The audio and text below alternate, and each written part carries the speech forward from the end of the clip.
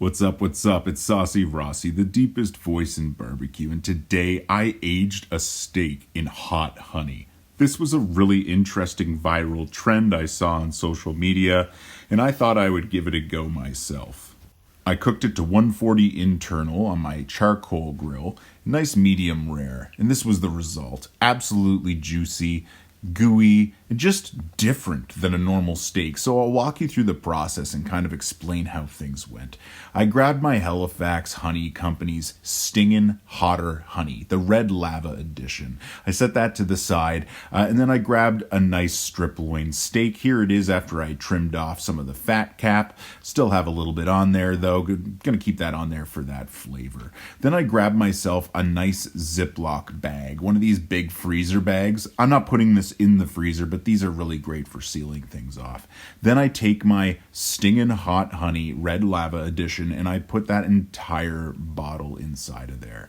I'm going to put the entire thing in. Let's make sure we get it all out. Just to be clear here, I had to speed this up. That takes a while. So yeah, we get to this point. The entire bottle is emptied inside and it's just kind of looking interesting. Now, the plan here was to leave it in my refrigerator for like 5 days. That's what I thought.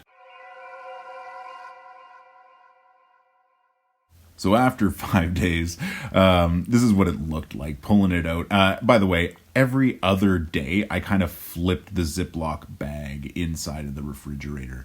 But this is what we were left with. And as you pull it out, it just seems strange. Honestly, the weirdest thing was it seemed firmer. Like the meat toughened up or something. I don't really know how to explain it. It was such a weird sensation. And as I kind of dried it off and wiped off most of the hot honey, I kind of saw there was this beautiful red hue in the meat. I thought it was absolutely gorgeous. So I went ahead and just threw simple salt and pepper on there. Nothing too crazy. Got both sides good and coated up. As you can see here, it's nice and seasoned, and it's still just glistening from that honey. It's so strange. Like, it's not leaking steak juices, it's leaking hot honey. It's super interesting. I was just staring at this for like 5 minutes or something like that, just confused. Like, what is going on here? Look at that marbling with that honey over top. That's a glistened glaze if I've ever seen one. Anyway, let's get this Napoleon charcoal grill fired up. Today I'm doing something a little strategic because this is a little bit of an experiment. I'm not sure what's going to go on here. I'm using 2 charcoal baskets, but one of them is piled higher than the other. So I have a bit more intense of a heat zone, and then the other one is just a regular run-of-the-mill heat zone. I just wanted to play around with it here. So I'm going to throw it on the more intense side just to get a good sear on there to begin with. And as it's on there, if you just kind of watch, it's super interesting. Some of that honey is like caramelizing, it's bubbling, oh my God. By the way, I haven't even mentioned this. It smelled incredible. Like, it smelled like a steak, but it mainly smelled like that stinging hot honey. Like, it was, oh my God, it was fantastic. I loved every moment of this. Searing it off of my grill was just really, really enjoyable as well. The aroma was a 10 out of 10. Now, I was doing this in my backyard where I normally barbecue, and I can even tell, like, just my wife, when she came to the door for a second, asked me what the smell was. She was just saying, how delicious it just smelled. 10 out of 10. This is a weird experiment, but I kind of recommend trying it at least once if you're a steak enthusiast. It's not something I'm going to be doing regularly, that's for sure, and we'll talk more about that at the end. But it's so much different than just like a regular steak. Super interesting and super cool as well. Now, I'm looking for 140 for like an internal temperature here for medium rare. So I'm probably going to pull it off of the barbecue at about like 130, 135. When you rest it, it continues to cook. I'm sure you know about that, but the residual heat after the cook will continue to bring it up a couple more degrees. So I also threw it on its fat cap here. I wanted to let some of that flame come up and kiss it. Now, one thing to be really careful of, there is sugars inside of honey. You got to be careful, like sugar burns. So yeah, be cautious. You can see there from that flame, the char on that fat cap from the honey there. Oh, this is just smelling amazing though, as I'm doing this. It's just a 10 out of 10. And as you can see, it's building this really interesting crust. That reddish, orangish hue is absolutely gorgeous. I'm not really sure what to say here, guys.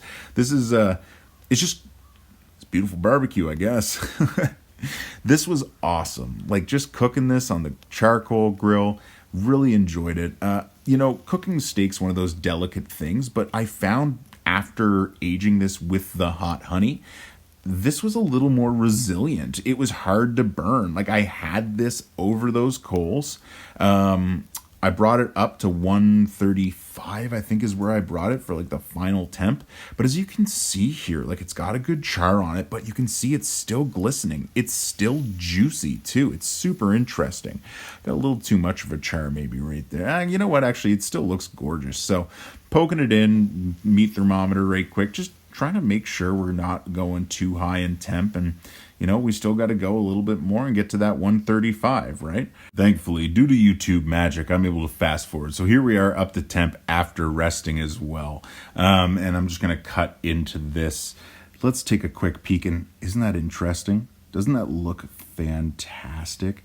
It's medium rare, as you can see here. And as I cut towards the more thick side, it's even more reddish hueish. Like it's not overcooked. Like it's this weird honey ooze that's on it.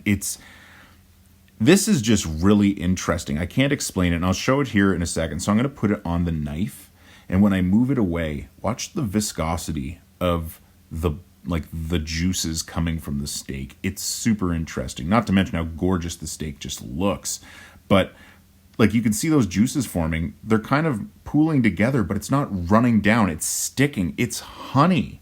It's so interesting the way this is just, oh, yeah, it's so interesting. This cook was so cool. So if you guys are wondering, I had this for breakfast. I did up some toast, some hash browns, and some simple deviled eggs. Nothing special on there, but oh boy. This was a delicious breakfast. Super great way to start the day.